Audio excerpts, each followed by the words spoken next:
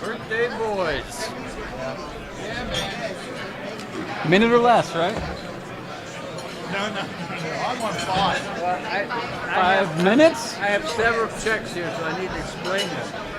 You gonna read the numbers on the bottom too? No, So we know the account number and the routing number. I'm only doing it to help promote the club. Okay. We'll try to be quick then. Yes, I will. Yes.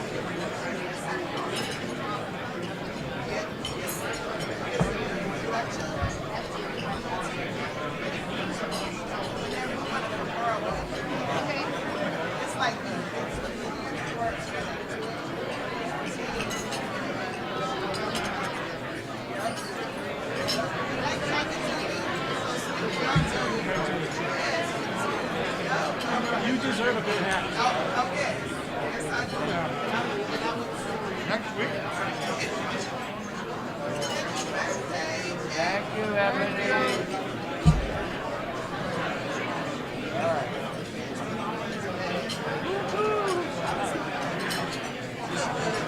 21 plus 63.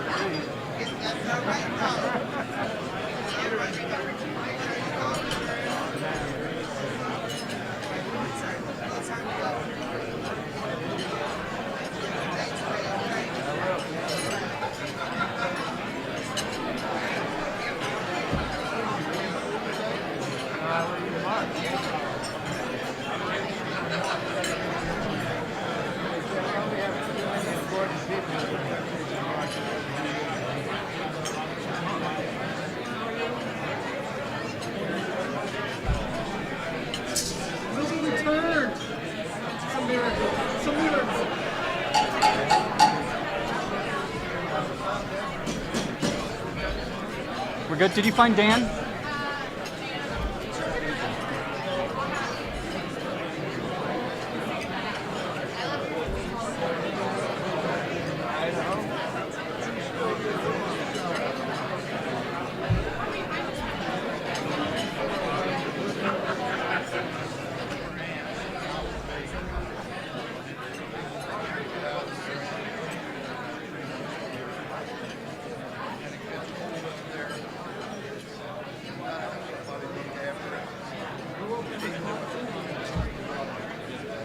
Does that mean you're a Packers fan? It's required, right?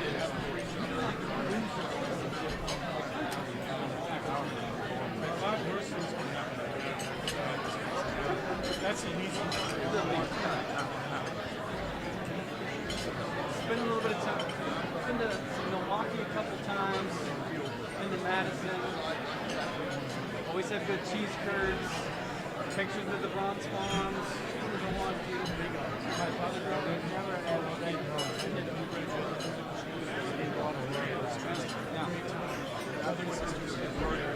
It's a great game. I've seen that a good game.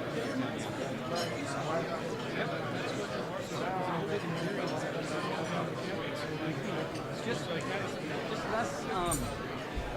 If you want to use my napkin to clean up the mess I made, I'm going to leave it there. it's artistic, right? Let's just start in just a minute here. I try to start a little bit early because there's always some people that'll be long-winded. Not you, but some of the other members.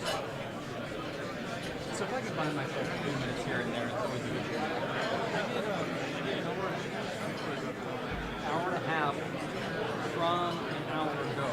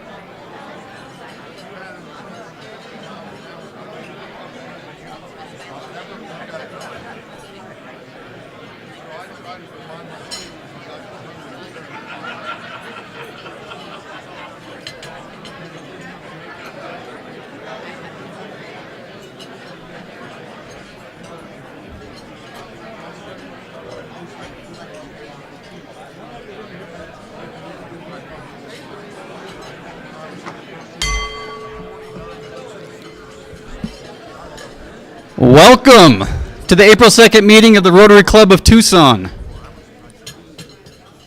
All rise. Who's ready for a good day? I'm ready for a great day. I get to be next to 2 doctors today, so better be on my best behavior. I'd like to welcome up Randy Schultz, who joined our club December 5th, 2024. Retired physician, retired from Neurospine Center of Wisconsin, went to Wheaton College, Loyola Stritch Medical School. Ready for the pledge and song? Sure. Randy.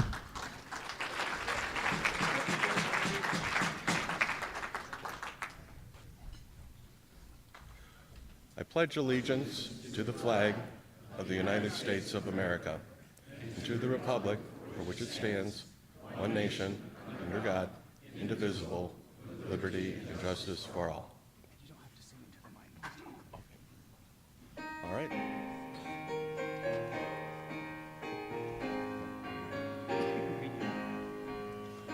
Say, can you see by the dawn's early light what so proudly we hailed at the twilight's last gleaming, whose broad stripes and bright stars through the perilous fight o'er the ramparts we watched were so gallantly streaming, and the rocket's red glare, the bombs bursting in air, gave proof through the night that our flag was still there.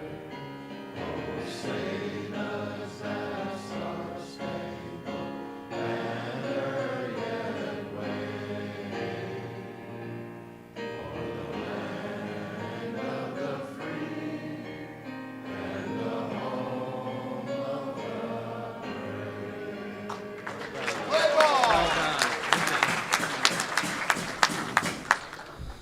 Thank you, Randy.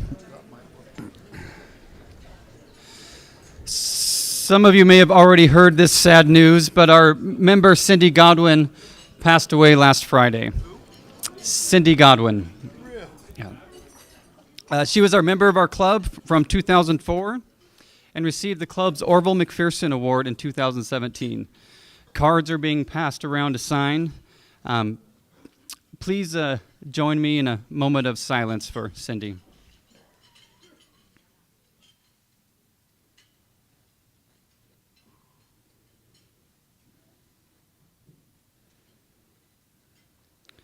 Thank you for that. If you knew her or her family, feel free. I encourage you to reach out and support them because she was a blessing to our club, that's for sure. And now, to lighten the mood a little bit, I'm going to invite up Cammie Evans for our inspiration. She joined our club April 25th, 2024. She's in government, Pima County Board of Supervisors. She did not, thankfully, go to ASU, Jim. She went to the University of Arizona. Cammie. Thank you. Okay, going along with today's speaker, I'm bringing a little wellness to the health and wellness. So, am I good? Can you hear me okay? Okay. 10 benefits of helping others. Volunteering your time, money, or energy to help others doesn't just make the world better, it also makes you better. Studies indicate that the very act of giving back to the community boosts your happiness, health, and sense of well-being. Here's a short list. Well, it's just, if you need more evidence, let me know afterwards. I'm staying within my minute here. Here are benefits of lending a hand to those in need. 1, helping others feels good. 2, it creates a sense of belonging.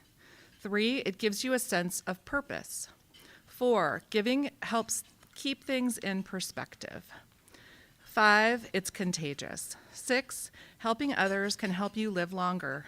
7, it will give you a sense of renewal. 8, it'll boost your self-esteem. Not everyone needs that around here, but 9, you'll create stronger friendships. And 10, you'll become a glass half full type of person. Very good. Thank you, Man, when you said 10 things and the first one was kind of long, I got a little nervous, but that was fantastic, Camry. Next, I would like to welcome up our Sergeant at Arms, Chris Dodge, joined our club February 13th, 2020, Tucson Jazz Festival, University of Arizona. Usual stuff. Chris? Thank you, Loud Table, and 3 others who clapped. I appreciate that.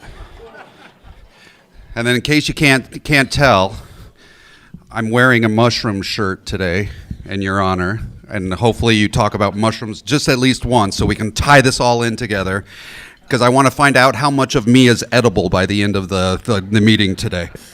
That's my goal. So, it's droopy today, and I'm tall. So I'm gonna introduce guests. I have a whole slew, so I'm gonna do it pretty quickly. But stand up. We're gonna say hi to everybody because everybody matters, and we're so happy you're here with the Rotary Club. So when I call your name, stand up, say hello. We'll find you, and we would love to get to know you. So guest of Scott Vaughn, say hello to David Silver. Hey, David. Guest of Diana Cannon, I'm sorry if I say it wrong, Akmaral Mukan. Hi, Akmaral.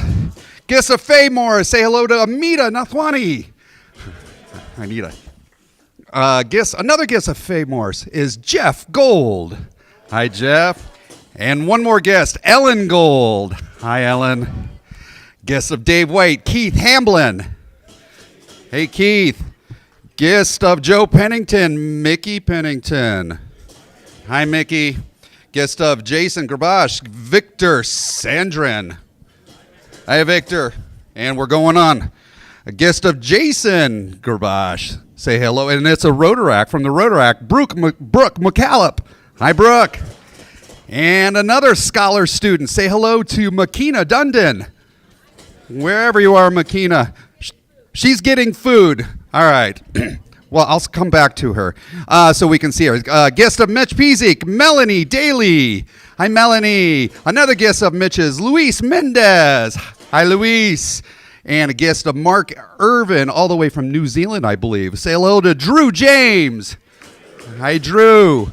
A guest of Brittany Battle. Say hello to Ann Miskey. Hi, Ann. Guest of Jim Murphy. Say hello to Connie Murphy. Hey, Connie. Guest of Adam English, Stephen Mandek. Hi, Stephen. And another guest of Adam. Let's say hello to Franklin Rodriguez. Hi, Franklin. Guest of Brett Stein. And a prospective member at that, Paula Sotelo. Hi, Paula. Welcome. Another guest of Mark Stegman. Say hello to Joe Castile. Hi, Joe. Oh, there's more. Nobody said more yet.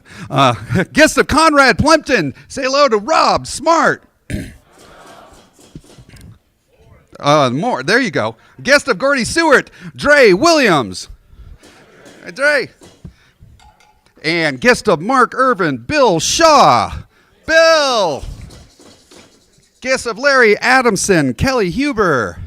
Hi, Kelly. All right, that's all I have. Oh, wait, there's one more. Oh, she's back. Oh, good. Wait, where is she? Wait, don't go away. It's a McKenna, right? McKenna Dundon, right there she is. Say hello to McKenna. She's our scholar student. All right, back to you. Come on, we can clap a little better for our guests. And Chris. You know, Chris, even before you wore that shirt, I've always thought you were a fun guy. That's good.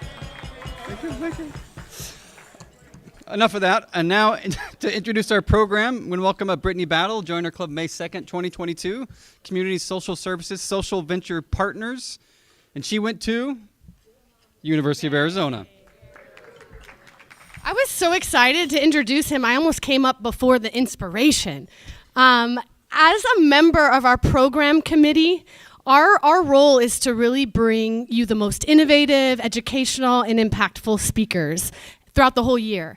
And this year, we really wanted to bring you a speaker whose work is redefining the future of healthcare and creating a space for transformational healing to individuals and local and global communities. So we had to reach out to the U of A Andrew Weil Center of Integrative Medicine because we know that they are on the front lines of creating a world in which healing is the priority and not profits, right?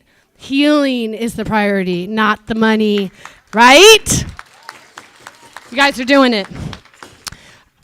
They're creating a model for healthcare transformation and playing a key role to bring integrative medicine to mainstream healthcare, influencing hospitals, medical schools, wellness programs, and quite frankly, me. As a matter of fact, as our role as Sergeant in Arms, me and Chris Dodge, we dress up every week to pay homage to the speakers and to the work that they do. And we bring attention to the cause, and we hope to bring a smile on your face. I mean, look at Chris in that shirt over there, right? It's holistic and evidence-based therapies that support the whole person. That's what they care about at this center. So it's my sincere pleasure to introduce to you Dr. Stephen Dahmar, a distinguished physician and thought leader in integrative medicine. He, you'll soon find out, is deeply committed to exploring innovative approaches to healing. His work embodies the mission of the Andrew Weil Center, helping to bridge the gap between conventional care and natural therapies to promote lasting wellness. Please help me welcome Dr. Stephen Dahmar. Thank you.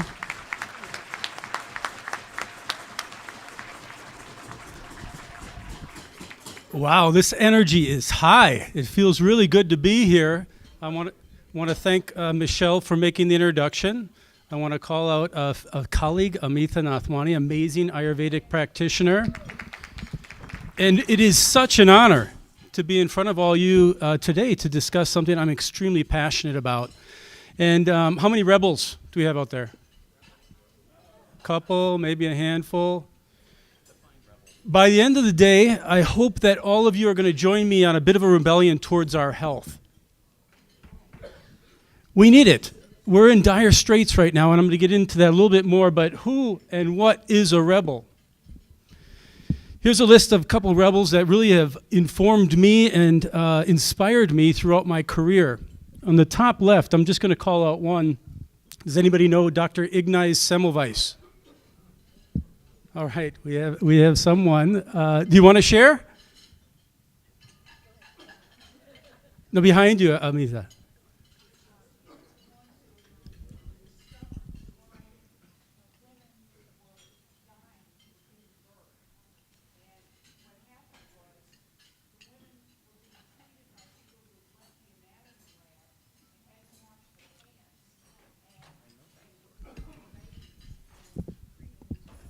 In 1847, he made a revolutionary statement that doctors should wash hands between patients. And being Hungarian, it's very near and dear to my heart. My father is a Hungarian immigrant, and he unfortunately ended up in an insane asylum. We're not going to end up there, but it's power to the need for a rebellion.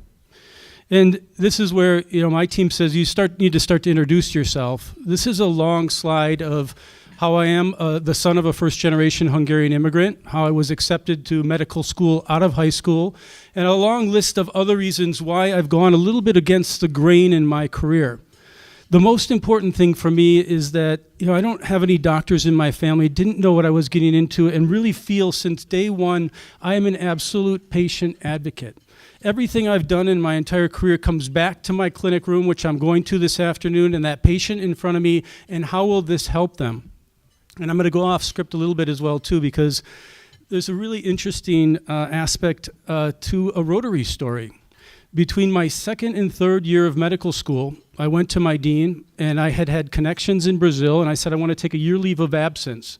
I think there's more in the big world to learn than what I'm being taught in my medical school. And my dean looked me right in the eye and said, I frown upon that. You're going to be speaking to this for decades if you choose to do this. And I said, I feel so impassioned that this is going to be an important part of my career that I'm going for it. And I went to my local Rotary in Sheboygan, Wisconsin, that funded my trip. It was the most formidable year of my medical education. I spent a year in Brazil, where I studied with a medical anthropologist from Harvard. I shadowed psychiatrists that worked in the second largest favela in Brazil, and it revolutionized my entire career to the extent that as a medical student, I wore a beeper because I was an interpreter from Spanish and Portuguese. The first 2 years that we don't interact with patients, I was between the patient and the physician, listening to every word and having to interpret them, and that's how formidable it was for me. But I realized I only got 20 minutes, and I'm going to get an electric hook. Mushrooms are good. None of the human body is edible. My last name's Dahmar. We don't like to joke about that. But why a rebel? We're not doing well. And I hate to put these stats up there, but it's true. 60% of us, chronic illness, 40% 2 or more diseases, childhood obesity 4 times in 40 years what it's been, teen type 2 diabetes doubled, 1 in 4 teens pre-diabetic. We need a revolution. We need to change some things about the way we're looking at health, and that's why I'm here. That's what the Andrew Weil Center has been doing for decades within the system, creating a revolution. Sick care, not health care. We spend more per person pretty much than any country in the world, and we stay sick. And we pay billions into a wellness industry that's not changing the equation for us. And this is a very recent article in an extremely reputable medical journal that compared to the top 9 high-income countries, we are last in life expectancy, last in preventable and treatable mortality, and last in overall population health. And Dr. Weil would be the first to say, and I echo, we have such need for a rebellion because we are not doing well. We're not solving the healthcare system and crisis in a way that makes sense. And it is of no measure of health to be well adjusted to a profoundly sick society. That's a strong statement, but it is a reflection that we need to start looking outside the box. And one of the biggest things that we like to preach at the center is that so often when you come to see me as a physician, and I've been a physician 20 years on the front line, I can pretty much guarantee I can give any one of you 5 diagnoses. That's not to brag, that's the way the system is set up, is to find out what's wrong with you, because that's how I bill the insurance. Yet little talk is given to how do we support health from an intrinsic level. What are the things that we can do as human beings to promote resilience, to support us? And we forget how amazing our body is. I put a couple things on here, and maybe I'll just highlight a few in context of time. 30 trillion cells, 200 types, 80 organs, 330 billion cells are replaced on a daily basis in our body. There are, a human heart beats more than 2.5 billion times in our lifetime. And I am not an enemy of modern medicine. I'm the greatest fan in this room of modern medicine, but it needs to be tempered because we've moved so far to the interventional, seeing the body as a sick organism, that we need to start to look at the body as the miracle as it is, and what are the things that can support that. And this is where the rebellion comes in. I'm struggling with this mic too. It does have a tendency to go down, and I'm 6'4". But this is what we're faced on a daily basis, and none of us are alone. I'm the director of the Andrew Weil Center for Integrative Medicine, and I struggle with these same things. And again, it's not about guilt, it's about awareness. Sweetened beverages on every corner, screen time, especially for our children, a sit culture where we're spending all day seated, stress, go with productivity, all fueled oftentimes by food that was synthesized to prey on our taste buds that we pay for and actually really sends our body in an inflammatory state, and really it is a main reason why we have so many diseases that we have. And on the flip side is what we've been trying to sell, right, for many, many decades. And that is breath work and attention to your sleep and protecting it, and nature and whole foods. And we'll talk about that a little bit more. But this is, in part a little motivational speech. Your health is a non-negotiable. Oh, thank you. Oh, look at that. I get to relax a little bit. Your health is an absolute non-negotiable. How many of you have heard that before? We don't talk about it enough. That anything that seems to be taking away from your health, you should have the confidence and ability to stand up against. Something that's cheating your sleep, something that's overwhelming the nervous system. We need to start talking about how important our health is, and that there's a way to resist that. And every rebellion needs truth, it needs tools, it needs the courage to rise. And that's why I'm starting to speak out about this a little bit more. I'm a little bit tired of being on the front lines. And seeing a patient for 20 minutes for your annual visit, and what do you oftentimes hear? You should probably exercise more, you should eat a little bit better, and we think that's gonna fix something. And then I'll see you a year later and I might say something different. You'll likely walk away with a prescription, but that's all we do. And the true innovation in medicine is starting to look at these pillars, but also being reinforced by, if we're open to it, remarkable devices that fill in the gaps between that visit and the next year visit. And other approaches to healthcare, like health coaching, some of it even powered, if we're willing to go in that direction, by artificial intelligence. And I've been inspired by Dr. Andrew Weil. How many of you have heard of Dr. Andrew Weil? And again, his list of accolades is incredibly long. What impresses me the most, one is that he had such vision to call this out decades ago. And I'll show you in a second that the science is really supporting this, but he is such an honest person that is truly, and I really appreciate that introduction.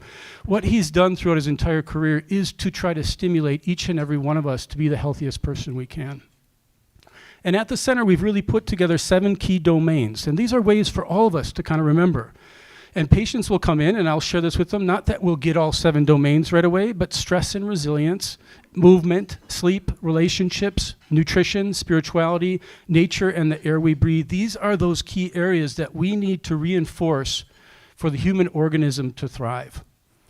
And I put up here just a couple 2024 literature. The research behind all of these things are amazing. If they were drugs, they would be prescribed more often. And we're getting to the point where they're actually being prescribed. But those who cultivate resilience live on average a decade longer than those who don't. What is resilience? That's your job as a rebel to find out a little bit more about that. What is a resilient lifestyle? I can only do so much in 20 minutes.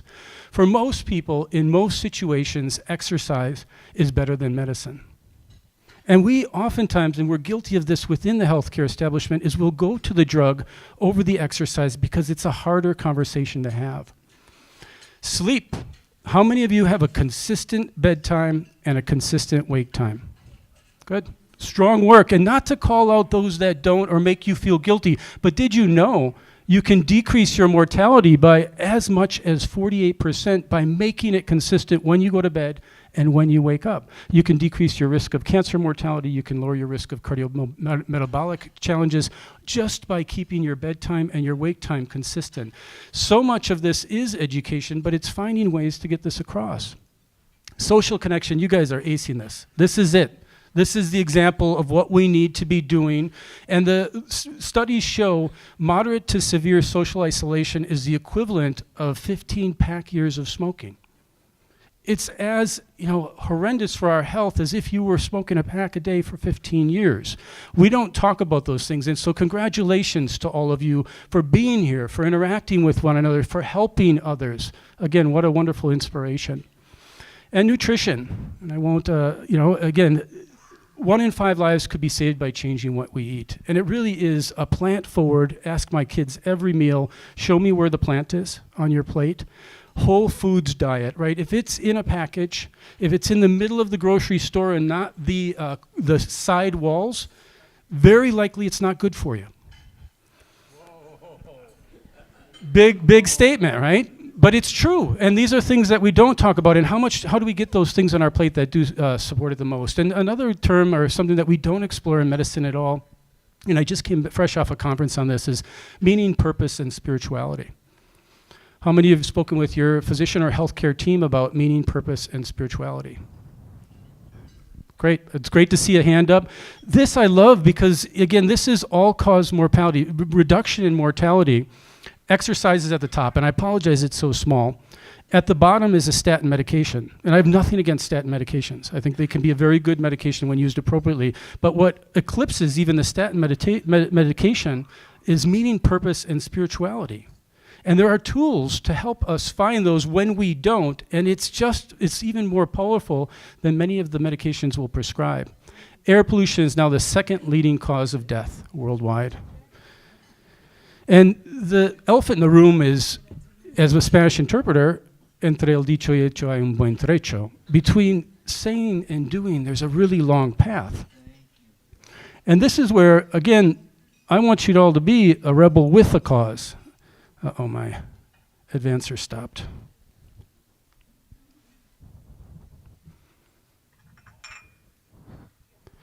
Good. And to be a rebel with a cause is to work with your healthcare team, to work on your own, to explore different ways that we start to look at medicine, and even as patients, we don't go to the doctor expecting them to fix a part. I was trained in many ways as a sophisticated mechanic. You have reflux, I have an anti-reflux medication. You have high blood pressure, I have an antihypertensive. You have anxiety, I have an anxiolytic. And there's nothing against those medicines.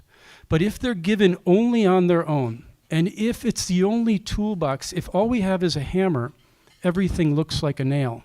What we're trying to showcase at the center is that the utilization of these can be embedded in modern healthcare, and it can be just as effective and augment any pharmaceutical that I use, any intervention that I offer, and we need to start talking about it more. We need to start making it a part of everyday life, not just the director of the Andrew Weil Center for Integrative Medicine, but all of us. And we're shifting that mechanic model to one of a gardener. If the conditions are right, if the soil is right, if it gets enough sunlight, right, we are complex systems that for the most part do extremely well when we offer those right inputs. And we need to have that as a baseline, and that's one of the many things that we really preach at the Andrew Weil Center for Integrative Medicine. Let's not jump over that aspect, even though it might be difficult. And it is innovation and technology that's going to enable us to do a far better job than we've ever done before. So all of you have a call as a rebel. Fulfill your rebel RX. And it is my hope, right? We're moving in integrative medicine to something called a shared medical appointment, which I learned in Brazil during that year that was supported by the Rotary, that you can have a visit with a group of 20 patients, and that can be billed to their insurance. And one of those patients in a discussion similar to this, or even more focused on a specific area, might walk away with the ability to improve their lives through lifestyle modification. It is my sincere hope that there are people in this crowd that'll be like, yeah, I've been meaning to do this, and I'm going to move forward on this. I believe that, and I'm going to go ahead and start to invest in more, and you start to see the ball rolling in the right direction. And I see patients spiraling in the wrong direction. And usually integrative medicine is the doc of last resort. I've seen 25 doctors. My records are this long, and we are in the business of spiraling in the right direction. And it is through these pillars that over 20 years I've done that with patients. Partner with an integrative practitioner. We have a list of the over 2,500 physicians we've trained in integrative medicine. It's a 2-year fellowship. Many of them go on for board certification in integrative medicine. While Dr. Weil had to withstand a lot of criticisms in his time, Stanford, Harvard, Memorial Sloan Kettering, New York University all have integrative medicine embedded. Our life in society is changing, and more doctors will speak to this. Body of Wonder is a wonderful podcast. My predecessor, Dr. Victoria Mazie, is an amazing physician that had my position prior with Dr. Weil, has a great podcast. If you just want to listen to some of these ideas and then connect with us. At the center, that's my handle. Again, we're not looking to sell something. That's a big differentiator that I speak to my patients, as there's a lot of exciting things about health. These things, for the most part, are mostly free. And you can learn more about those and how to incorporate them in your daily life. And I think that's it. I'm at 20 minutes and 30 seconds, and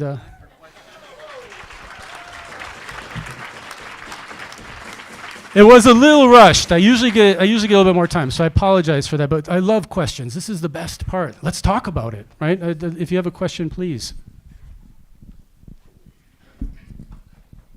I was excited about this talk. I read Andrew Weil's book back in 1998, I think. So I've been following him for a while. Can you? I've done a lot of research on this. Can you give me your thought on what happened in the last 40 years? I have my own ideas, but I'm just curious in terms of why we pay so much and get so little for our health care. Yeah, again, it's a tough question, and it's an amazing question. I do think that, we really ventured into a for-profit healthcare system, and even as a physician, I can give stories where at times in my career, I'm incentivized if I do something, and no, I'm neutral, I'm not going to do this, it has nothing to do with that. You see that your prescription of said intervention increases when there's an incentivization. And the medical system just has no room for health in it. And we've relegated that to a wellness community, which again can be criticized, oftentimes not the most evidence-based, or oftentimes selling something. And it is kind of a disease and sick care-based model by which I bill. And I sometimes joke, and I have a list of, I think it's 9,000 ICD-10 codes that I can give a patient. Try searching health. Health education, perhaps, right, might be the one area, and I use it regularly, that it comes up because and again, to our defense as physicians, and I am not anti-physician. I hope you have wonderful, amazing physicians, and any physician would benefit from this work. But we don't focus on that, and I think that's also why many of us are getting burned out. We become just prescription and referral and next patient and 10 minutes, and we don't get to talk about why we got into medicine.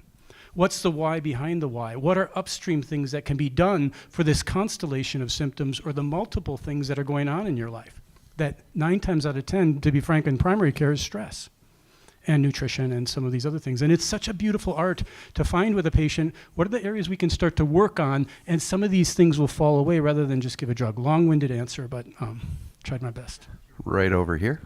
Yeah, fewer questions if I talk so much.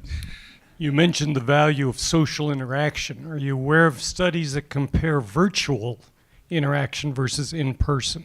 Yeah, and that is we just asked that yesterday because we're trying to explore that. The beauty of virtual, right, is that it can happen. The barrier to it is extremely low. I have seen some preliminary studies that there is benefit. It won't be as robust as in person, which many of us feel intuitively. But I do think sometimes we live oftentimes in a binary society. We want to say it's either good or bad, or it should be virtual or it should be in person. It depends on the patient. And that's the other beauty of integrative medicine. It's a real personalized approach. If I worked in Chinle, Arizona as a hospitalist. I'm in Chinle, Arizona, and the only way I can interact is via a Zoom call. By all means, then let's utilize that. If there's a group, and I'll say this to my patients, I'm going to encourage them to do that. Some patients don't have the courage to show up in person, or they're concerned about a virus, and so the Zoom might be their only choice. So to answer your question, depends on the patient. I've seen benefits in both, in person greater. So if you like your doc, any suggestions? Is there a way to steer them toward integrative medicine? Yeah, I think one is I just love it that you like your doc. We're under a lot of stress, and it is tough, to be a physician these days, and I just love that. And I think you as patients, right, myself too, we run the show. It doesn't seem like it sometimes. Doc, I'm interested in this. I don't want to jump to the medication first. I want to try some other things. You can still prescribe it, but I read about this. What do you think? Or I found this on the Andrew Weil website, and here's even a reference. We love references, and so here's a research study that might support it. But I think the greatest thing and what's led me to this spot is being an advocate for ourselves. And I think oftentimes I was in with my doctor, with my wife this morning, a doctor's visit, and she just goes like this. She's afraid, and I don't mean to call her out, but it just is such an intimidating interaction that, no, wait, this is the way I see my health, and we should have space for that. And I think sharing that with a doctor, if it's a good doctor, will be open to it. Why is music so crucial and important to the human species?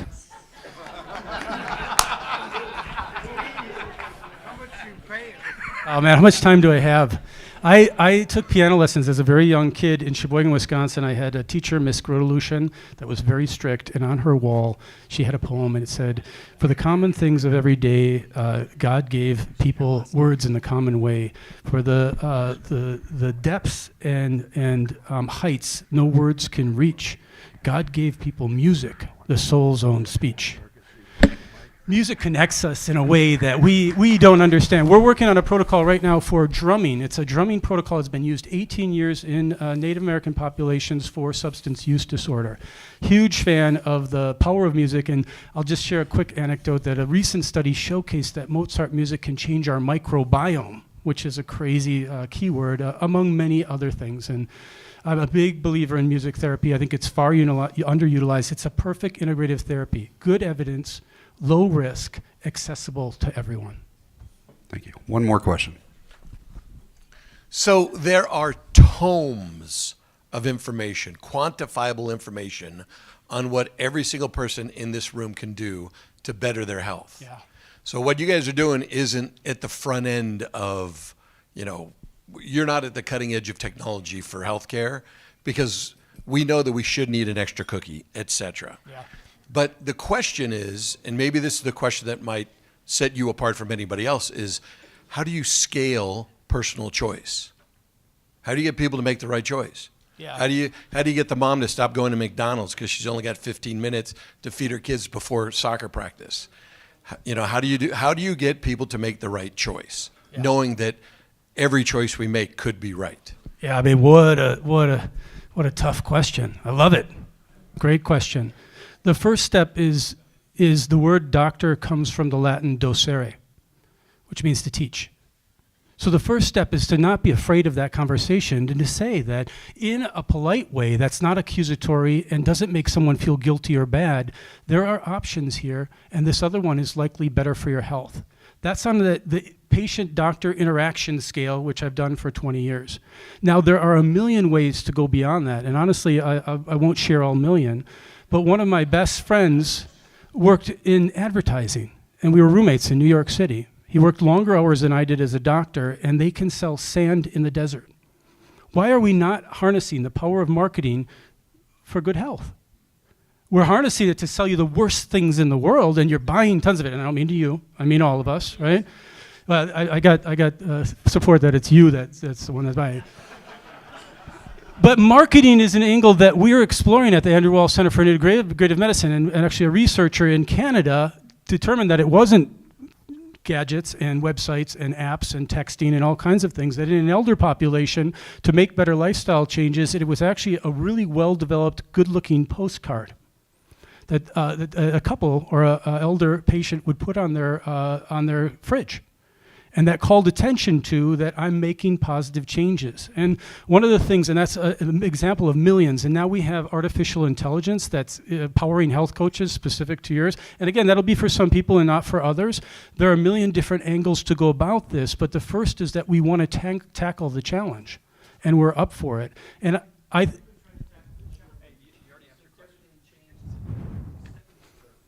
have we though? Have we really been tackling the challenge? Well,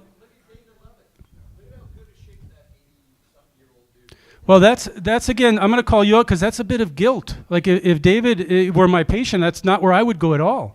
David, you can feel much better if we make a couple switches in your lifestyle. I lost you, right?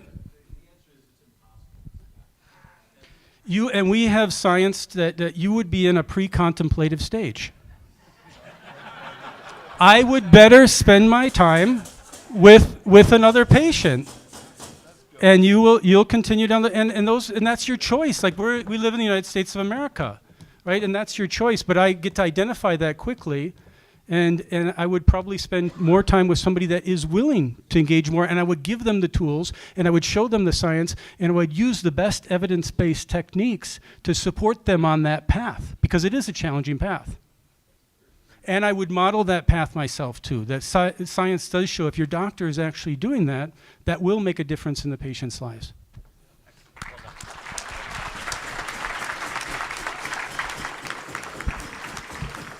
Thank you so much. It's struggling. I'll move back here too. I think it's just getting ready for Dot's tenure. That's why it's getting lower and lower. And two things. I didn't think Jeff contemplated anything, but now we know he's at a contemplative state, so that's pretty exciting. Glad we have your full attention, Jeff. It's too easy. We do have a book, because we love to promote literacy. So it's I Want to Be a Doctor. So we're going to be donating this to our Make Way for Books library as we continue to support literacy in Tucson. So we're going to ask you to sign that. I don't think I actually said that, but that's why I'm showing this to you.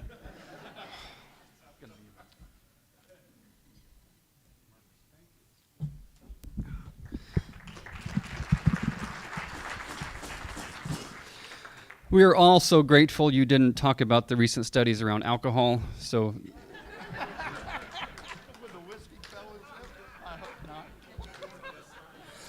And my favorite part was the Dahmar reference. That was fantastic.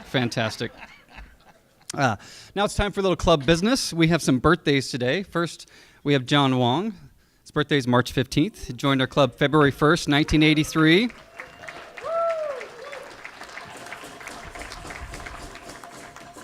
You guys have never clapped for me that much, but he deserves it. You're right.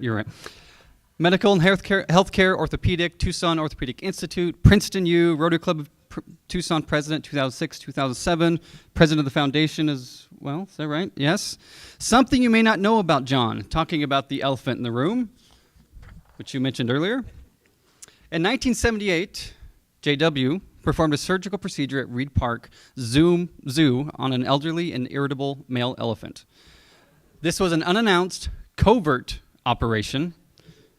These were just recently unclassified so that we could have these pictures here today. The elephant was not placed under general anesthesia, meaning was not asleep during the operation, only sedated. The mammoth beast remained standing. JW had to climb up and stand on a ladder, which I know that part surprises you, that he had to get on a ladder. Sorry. To do the procedure on the elephant's hip. Only after emerging from the elephant's cage was JW informed that this elephant, named Sabu, had killed his trainer only a few months previously. John?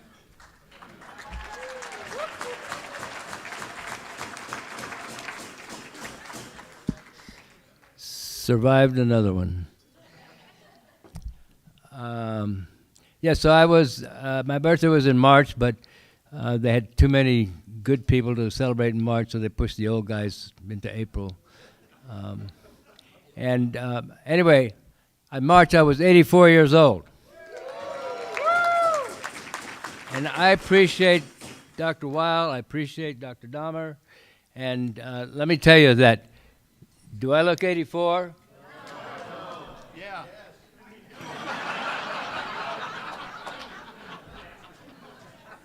Aging is inevitable. Decay is optional.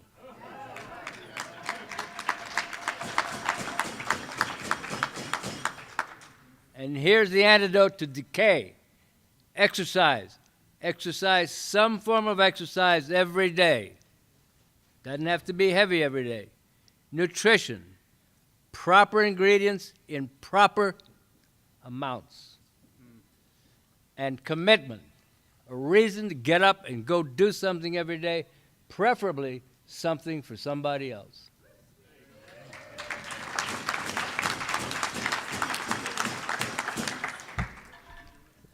I have a couple of checks, Mr. President. For me? Oh, yes, for you. I'm using the ex-president's 1 minute.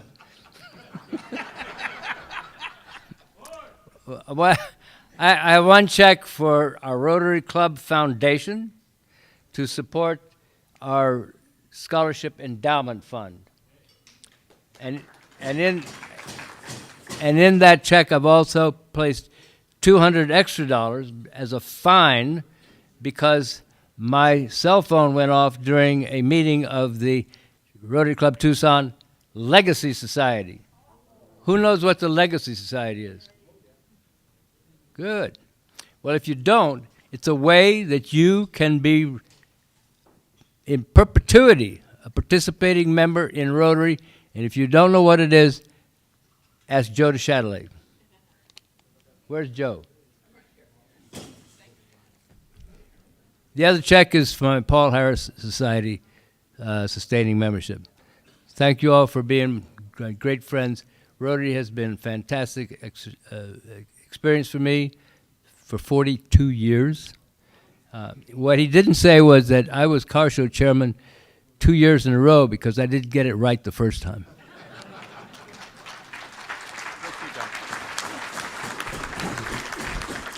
I just didn't want to bring it up again. I thought we would. Next birthday, we have Jack Camper. His birthday is April 2nd. We tried to get him in the same month and the same day as his actual birthday. How about that, man? Is that cool? Nothing wrong with a little luck.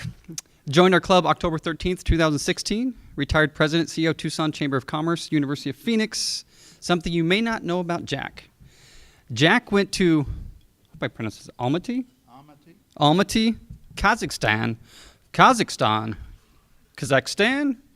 something like that, to start the Council of Entrepreneurs in a communist country. That was probably had to do with your career a little bit. There were a couple of commies that didn't like me There's a couple commies in the room now. No, just kidding. Just kidding.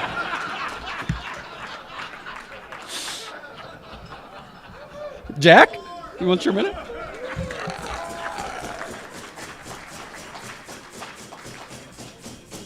I brought notes, but I'm not going to use them. Here's the deal. Here's your check, and if I go over, John went over, so I can too.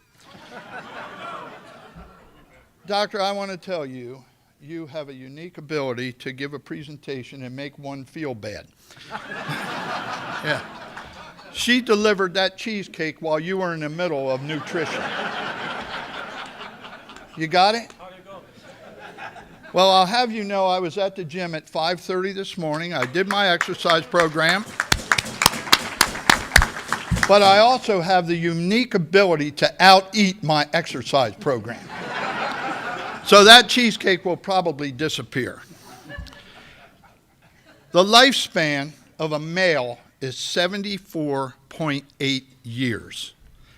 My wife and I were going through our pantry the other day and finding stuff that was outdated, and I realized, holy crap, I am too. But she didn't throw me out, she kept me around. But I noticed also that there are a large number of people in this room who have outlived their shelf life also. And I'm proud of all of you. But I need to tell you, I thank God for the youngsters that have been joining this club. Keep bringing them. We need these young people because there's an awful lot to be done in Tucson by this Rotary Club. And the thing that I like the most about you people in this room, and now I am going to look at my notes. This will only take a half an hour, don't worry. Number one, you're dedicated. Number two, you're reliable. Think about reliability for a minute. Number three, you're a friendly bunch, and that's nice. You're a caring bunch. You're inclusive. Everybody in this room is included. And you're also generous. I've never seen a more generous group of people than I have in the Tucson Rotary Club. Thank you all for being here on my birthday.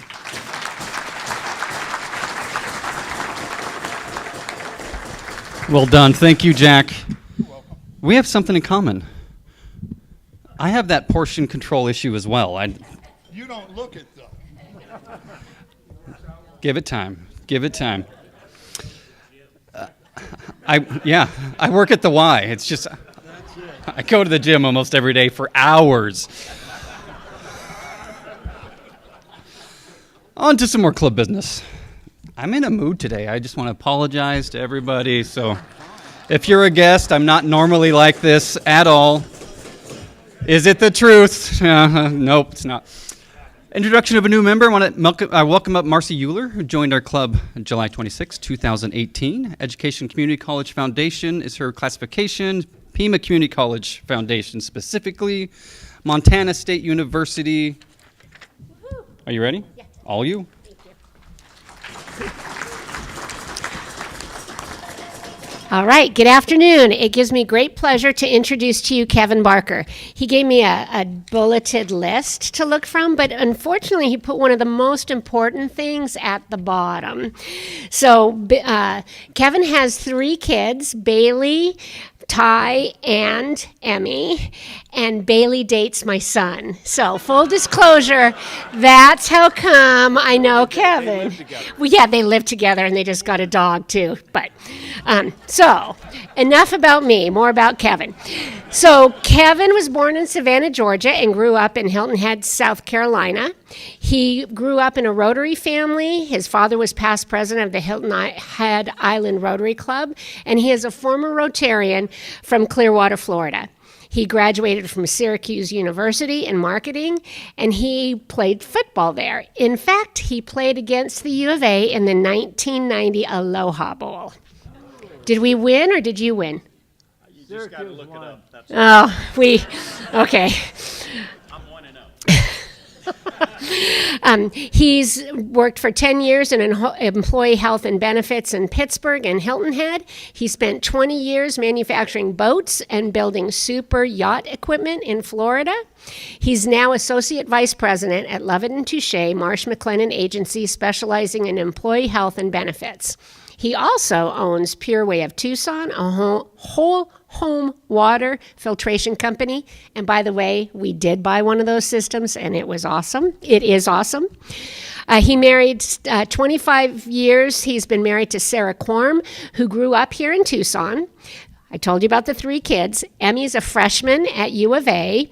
Bailey is the U of A's club lacrosse team coach, and she's the one that dates my son. And Emmy plays lacrosse for her big sister. Ty is a certified flight instructor, and Kevin's hobbies include golf, hiking, snow skiing, and riding his Harley with Sarah. Please help me welcome Kevin Barker.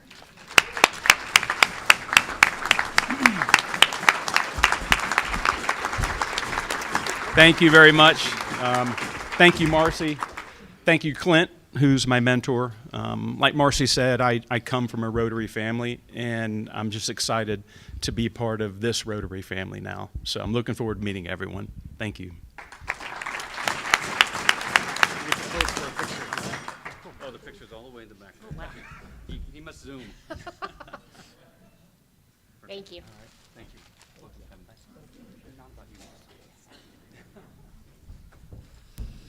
And we have another new member to welcome. I'm going to welcome up Ann Lucero, who joined our club January 31st, 2011. Classification is real estate, residential real estate, Caldwell banker. Unfortunately, she did go to ASU, but she woke up and also went to the University of Arizona. Sorry, Jim, had to do it. Ann?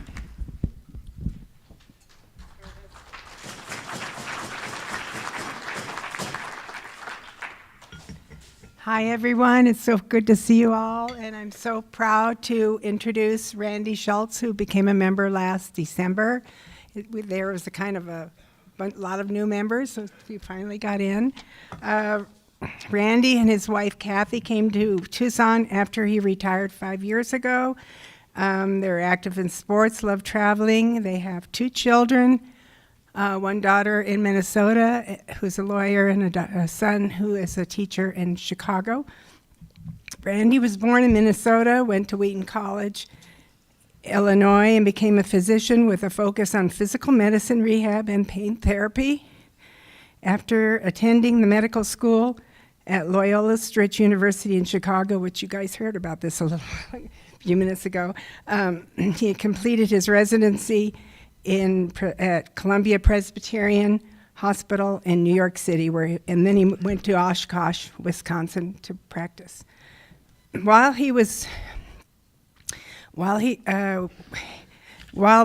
2 children were in high school, they had 3 exchange students, and that is one reason he's really attracted to Rotary. And he's already met one of ours and had him over for games and dinner.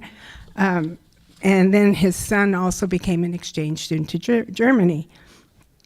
And then since Randy joined in December, he's joined the Rotary Exchange Committee, and he's been volunteering and everything already, so a lot of you have met him. Anyway, now there's something you don't know about Randy, is that he visited North Korea and got unharmed.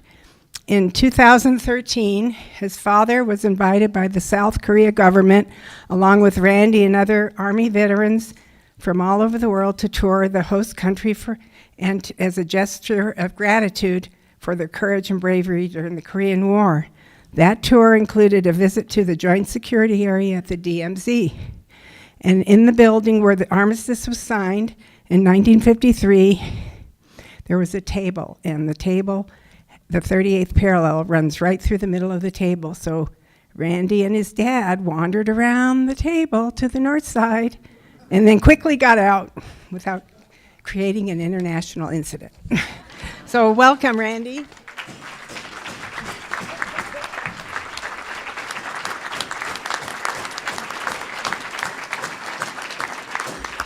Thank you, everyone. I've met quite a few people already, and I'm looking forward to my time here with the Rotary Club and participating in more activities. Thank you.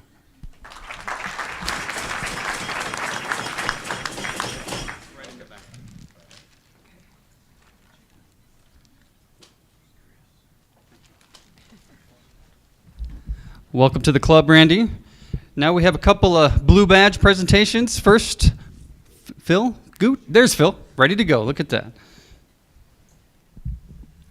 My fellow Rotarians, we're here today to congratulate Mark Stegman on completion of his requirements to swap out the red badge for blue badge. Mark is in the category education, colleges, and universities. Many of you know him from his stint on the Tucson Unified School District Board, where he's a great member for many years. He teaches economics at the university, is on the faculty senate, and was a member of the committee that helped select the new president. He's also a member of the finest current discussion group in Tucson, the Tucson Junto. Welcome with your new blue badge, Mark.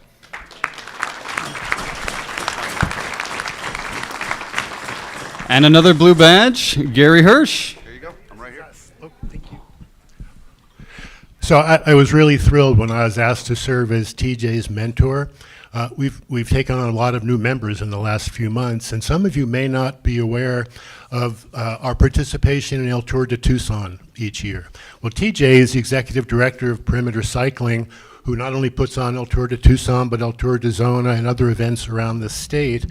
And Rotary District 5500's partnership with Perimeter Cycling with TJ and his staff over the last 15 years has made it possible for Rotary to raise over $73 million for eradication of polio.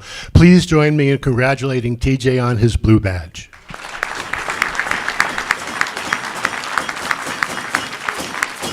Thank you. Oops, sorry. Oh, I almost had that. Nice try. And now it's time for Paul Harris' presentation. Charlotte Harris.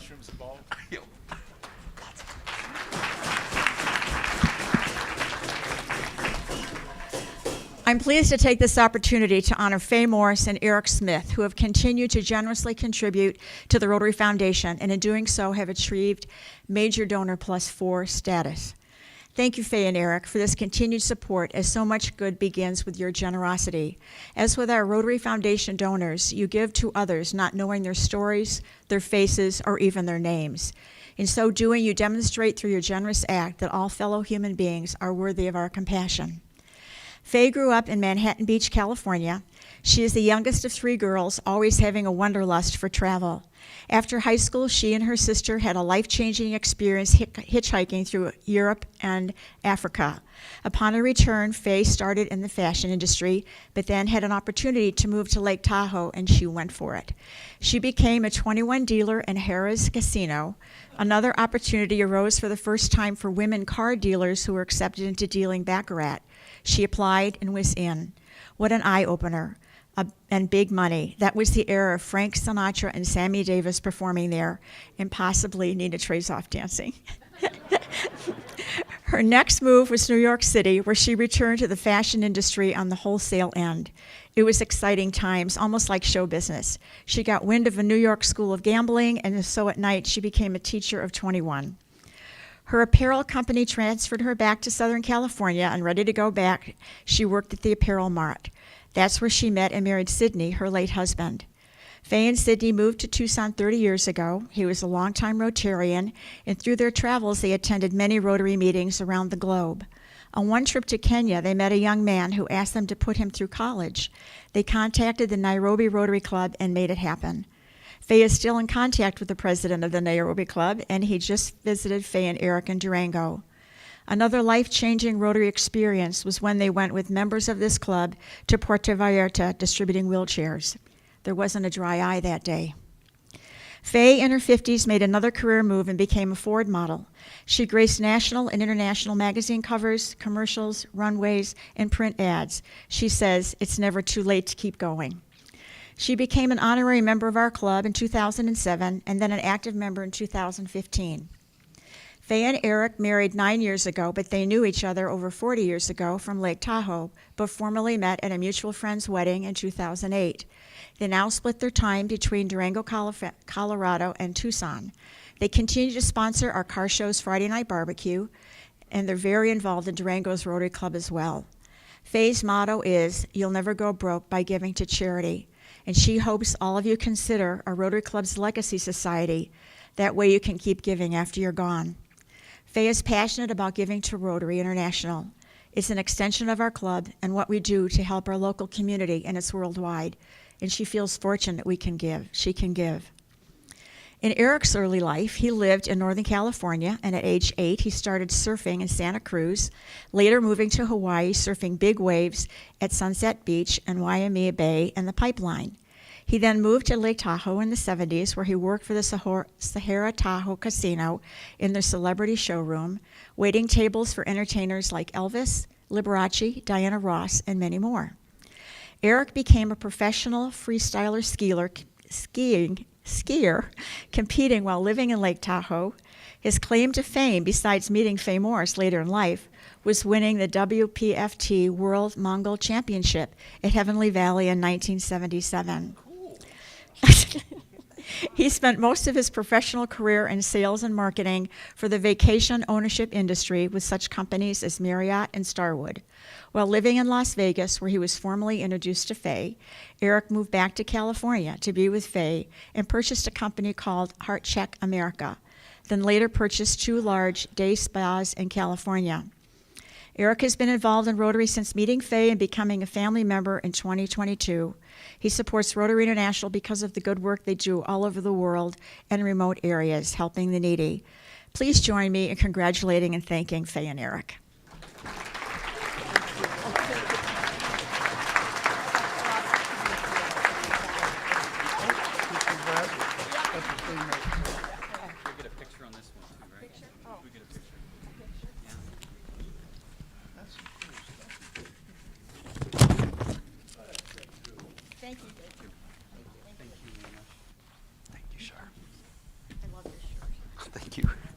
Look at that Sergeant at Arms. He's such a fun guy. He's ready to go with a raffle. Do we have a raffle today, Chris? We do.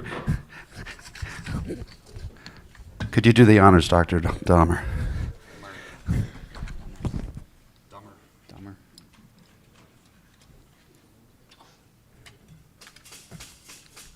All right, read closely. The first 3 numbers might be different because we have 2 rules. So 783 is the first 3 numbers. 783-943. I have $60 for you. Who is it? Ah! Bob went big today. He paid himself. Just saying, he did the full thing. So Yeah. if Dr. Dahmar pulls the king of clubs out, you'll win another $944. So that's what Bob's hoping for. Let's go, Bob. I'm floored you won.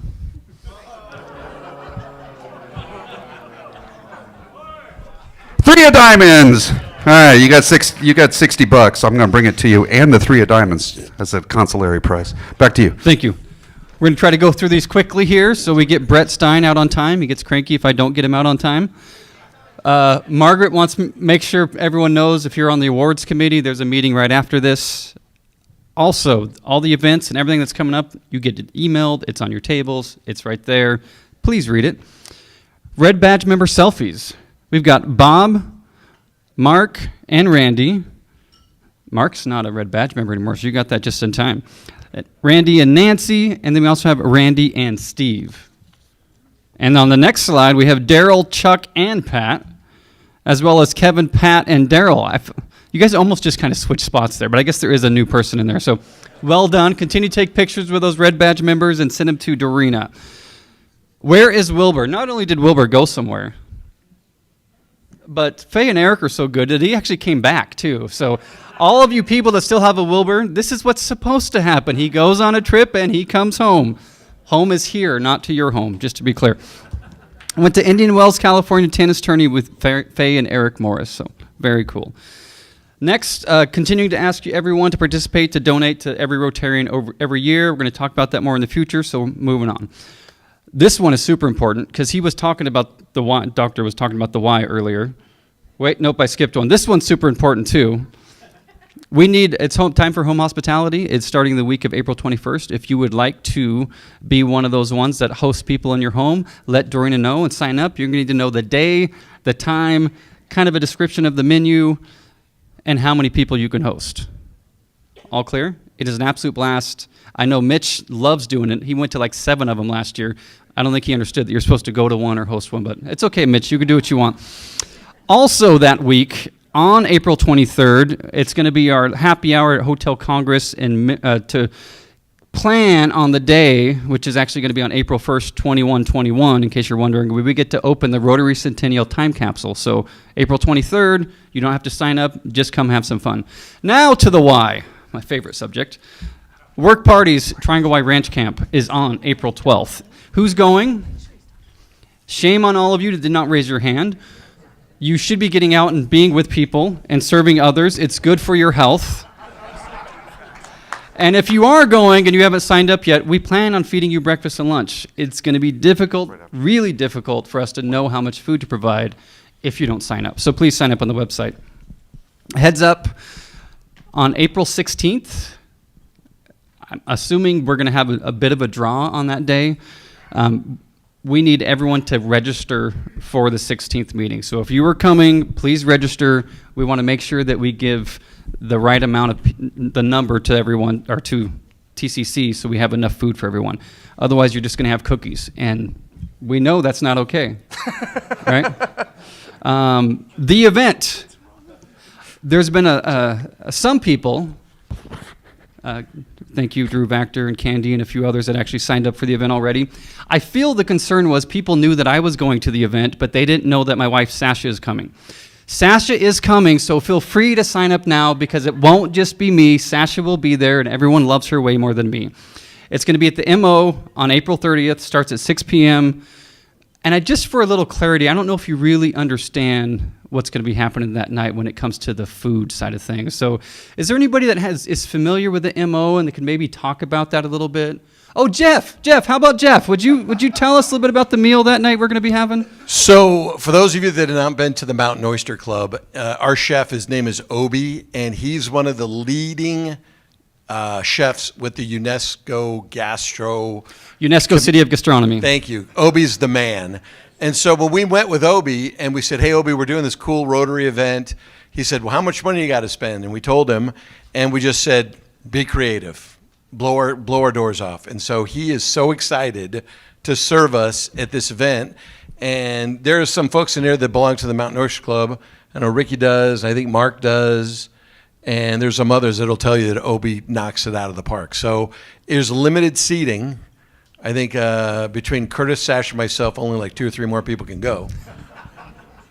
Like 100, so it's to 120? the highest. It's the highest bidder. Highest bidder, yeah. But you would be remiss if you didn't try to attend this event. It'll be amazing. It's going to be a fun night where we're just celebrating our achievements from the past year. The food is going to be delicious. It's $100 a person. Please sign up. So first come, first serve. We're going to try to make as much space. We're going to have it on the patio. It's going to be fun. Well, I'm going to have fun. I don't know if the rest of you, but I almost always have fun. And next announcement, Grants Committee, Mary DeVries Ross. Where's Mary at? You got it? There she is right there. Thank you. Hi, everybody. Just want to thank everyone who has already participated with your votes in the survey, and today is the last day, if you have not yet. And perhaps at your tables, some of the Grants Committee people have been kind of promoting getting you to fill this stuff out. And actually, Joda Chatelet has actually gone on one-woman crusade to get people to sign up. So this is your opportunity to let us know where you feel the needs are in the community, and it will set the tone for the organizations that will be asked to give us proposals for giving funding to from the car show proceeds for the next 3 years. So this is a great thing that you'd be doing, and your vote will count. So thank you so much. So do it now is what we're saying. If you haven't done it, I will make sure Joe comes after you, and today's your last chance. So get it done right away. What else we got? Happy Jacksons. Next week, no, I think I skipped something. Okay. Sorry, Dorina. I skipped something. Next week, we do have a meeting here, and it's the meeting that we all have been waiting for. I heard there may be a smoke machine, there may be a laser light show, but it's going to be about the Rotary Club of Tucson Foundation, and it's going to be our very own past president, current president of the Rotary Club of Tucson Foundation, Cliff Bowman. Right, Cliff? Where you at, Cliff?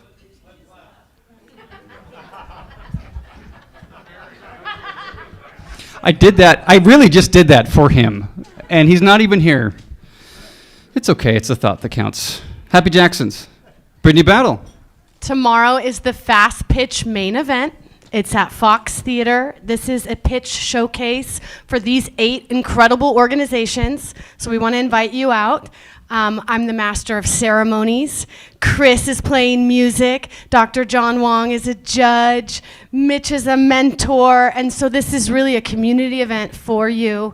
Our CEO is brand new. She'll be there with us. So come to the Fox Theater tomorrow night, 7 o'clock. It's going to be a magical, wonderful night to see the impact of the nonprofits. And Dan Asia. Hi, all. My question was a little bit self-serving. There's an event next week, April 10th. It will be a CD release celebration of 3 CDs with performances by Dan Linder, who performs on all 3 of them. You can see the QR code. Maybe you can get that. If you don't, I'm easy to find. There's only one Asia in the phone book. Come and join us.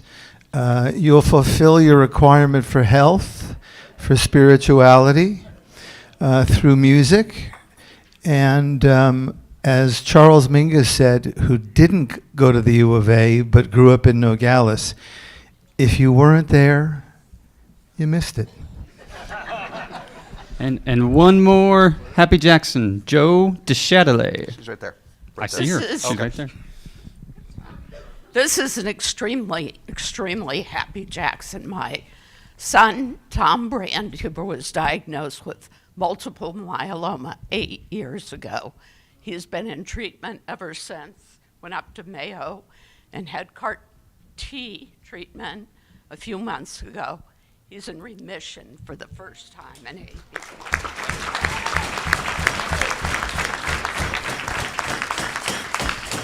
That is fantastic news. I apologize for running late today. That's twice I've done that now. Thank you all for coming. Please donate to our scholarship cups. Thank you for the program today. Hopefully everyone feels guilty enough that maybe some change will come out of that. Happy birthday, John and Jack. You're the reason I'm late today. No, just mess with you. Welcome to the club, Kevin and Randy. Congrats on your blue badge, Mark and TJ. Congrats, Faye and Eric, on your Paul Harris Plus a lot. Next week, remember, we're going to be here, TCC, Cliff Bowman. It's time to toast and adjourn. Cammie Evans. To good health in all the ways. Be well. Cheers.